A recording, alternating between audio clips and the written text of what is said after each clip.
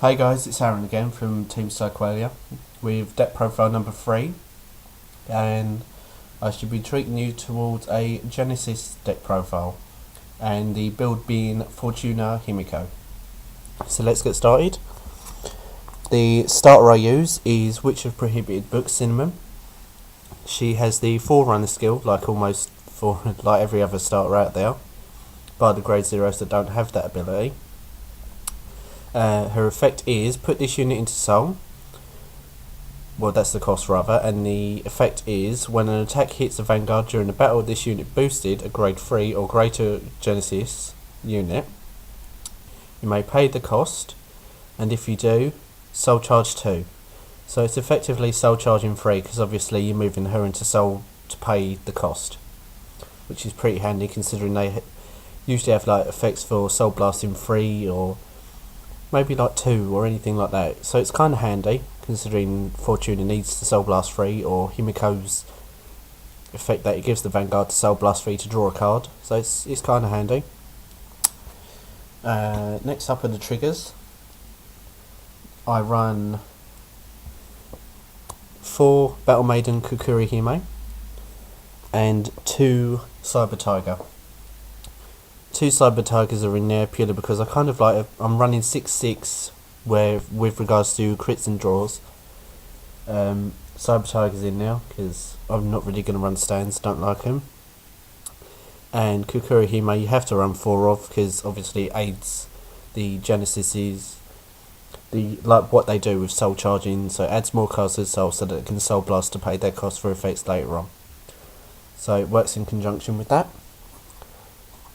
Next up, as I alluded to earlier, are 6 draws, 4 in the form of Fancy Monkey, aka Cheeky Monkey, and 4 Bandit Danny.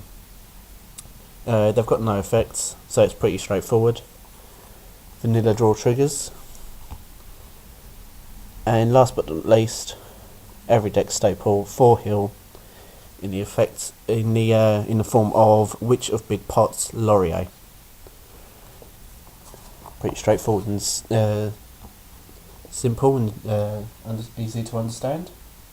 Next up are the grade 1s, and I'll kick things off with 4 Goddess of Self-Sacrifice Kushinada.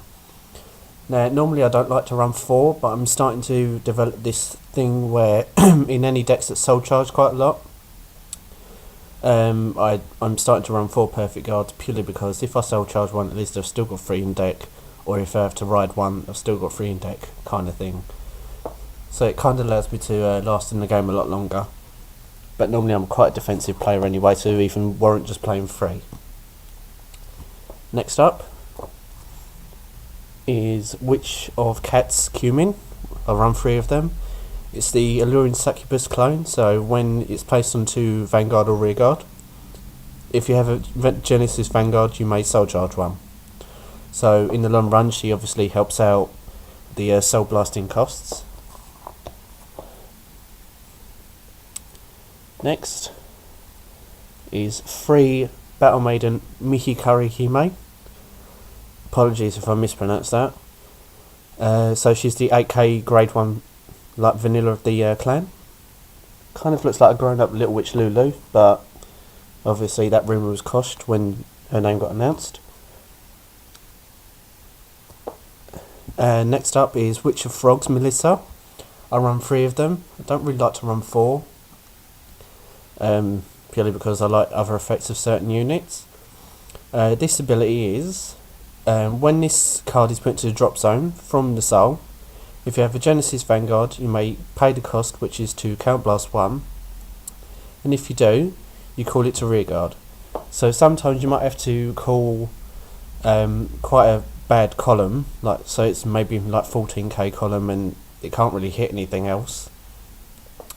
You attack with that unit first, then obviously you then attack with the Vanguard, Soul Blast, maybe this and the other grade 2 version of this, Chamomile, get to her in a second, and you can basically create a 4th attack by replacing the bad units that kind of won't do so much in battle. So she's a pretty handy card, so you kind of even want to ride her or somehow get quite a lot in soul. And last but not least, the lone copy of Battle Maiden Tetsuta Hime. I actually quite like the art on this card, and she's kind of like Emblem Master in the sense that instead of her doing the attack to hit, it's when she's boosting, so it's kind of handy. And its soul charge is free, like Emblem Master. So when an attack hits a Vanguard during the battle that she boosted a Genesis, you may pay the cost and soul charge free. And the cost is to count blast 2. So it's in a similar vein to Emblem Master rather. Next up are the grade 2s. And I'll kick things off with 4 Witch of Ravens Chamomile. Now I'm running 4 of her over 4 of Melissa, because I just think Chamomile was obviously a better attacker, and plus she can intercept, whereas Melissa can't.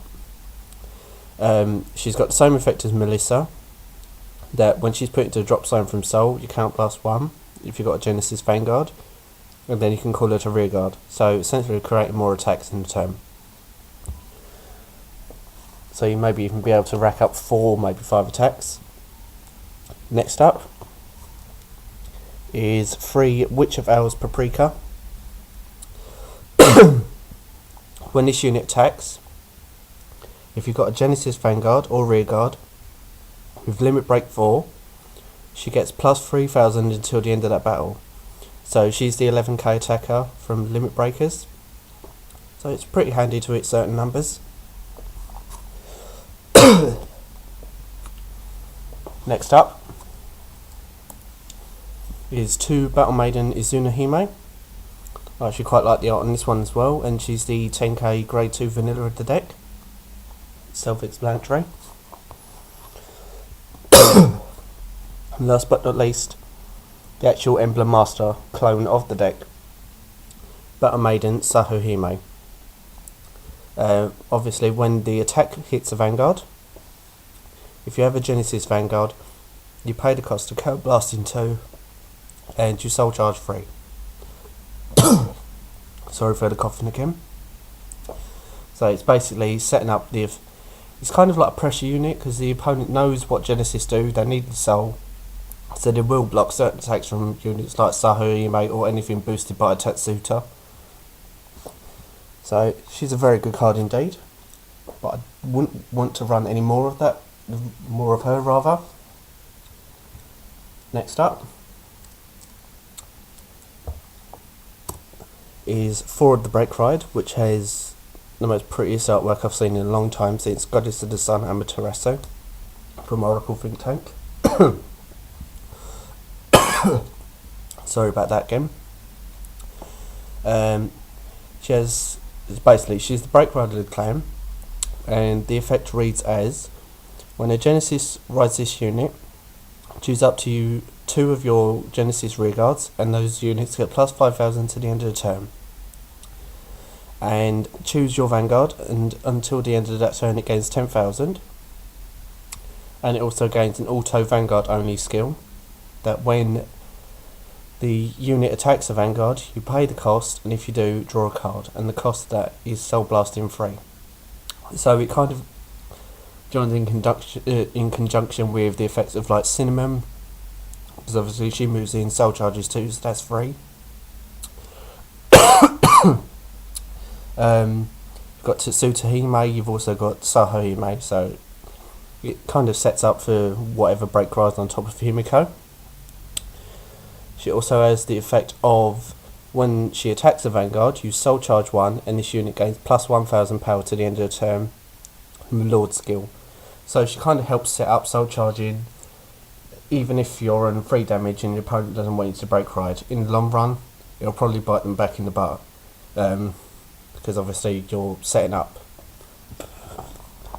Next up, and last but not least, the ace of the deck, and probably one of my favourite cards for a long while, is 4 Goddess of Good Luck Fortuna. Now, as long as you can keep paying the cost, you can get as many drive checks in as possible. So kind of making sure you kind of want to guarantee a double trigger on the drive checks.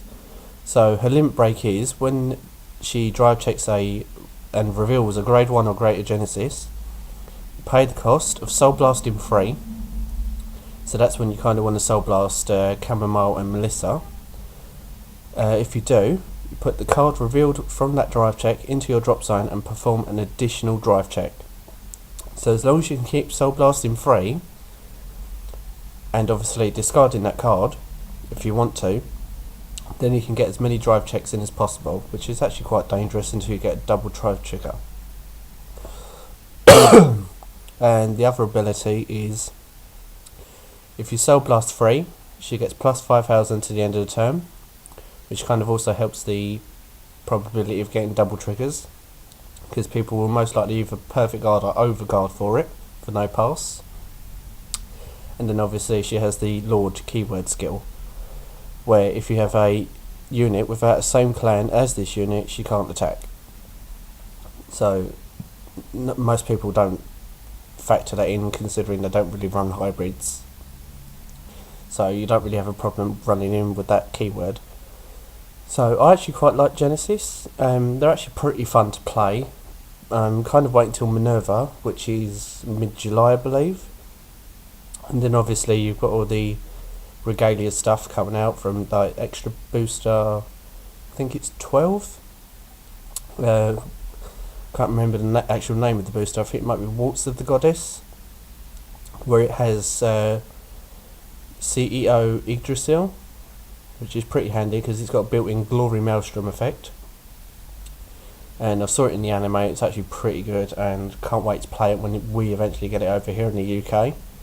Until then, I will carry on playing Fortuna, because she's actually really fun to play. So if you have any experiences with Genesis, if you comment down below, like and subscribe. Tell me what you think of this build, whether you like certain units. Yeah, so see you later.